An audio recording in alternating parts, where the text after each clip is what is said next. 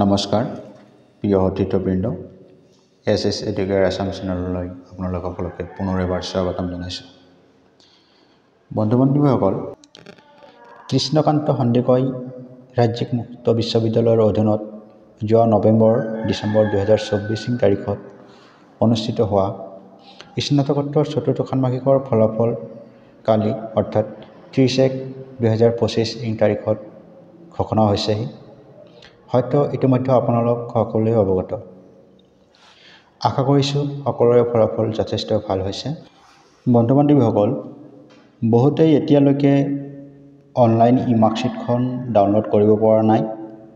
গতিকে এই ভিডিঅ'টোৰ জৰিয়তে সেইসকলৰ উপকাৰ হোৱাকৈ ই-মাৰ্কশ্বিটখন কেনেকৈ ডাউনলোড কৰিব পাৰি সেই বিষয়ে দুআষাৰ ক'বলৈ ওলাইছোঁ।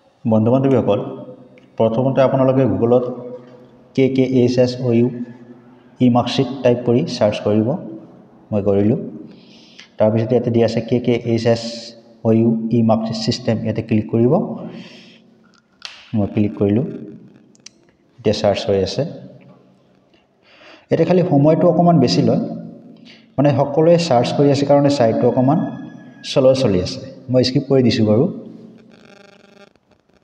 আহি গ'ল অনলাইন ই-মাৰ্কশ্বিট। ইয়াতে ইণ্টাৰ এনৰলমেণ্ট, মই এনৰলমেণ্ট টাইপ কৰিম।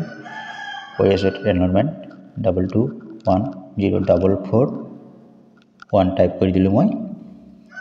এতিয়া এক্সাম চিলেক্ট কৰাই থাকে, আপোনালোকে নিজেও কৰি ল'ব পাৰে। তিনিটা অপশ্যন আছে, মই ছেকেণ্ড অপশ্যনটো চিলেক্ট কৰি ল'লোঁ।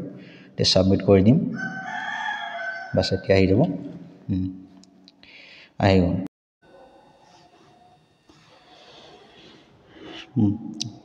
Babri Das, Nabajyoti college, MA first semester এছামিছ।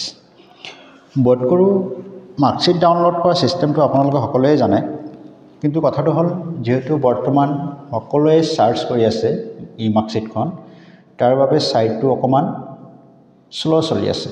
গতিকে ইয়াৰ বাবে আপোনালোকে ৱেইট কৰিব লাগিব, অকণমান ৱেইট কৰিব লাগিব। কেতিয়াবা এখন মাৰ্কশ্বিট ডাউনলোড কৰোঁতে 5 মিনিট সময়ো লৈ লয়। বোধকৰোঁ সকলোৱে বুজি পাইছে।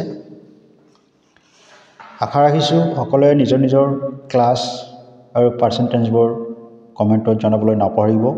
আজিলৈ ইমানতে সামৰিছোঁ। ধন্যবাদ।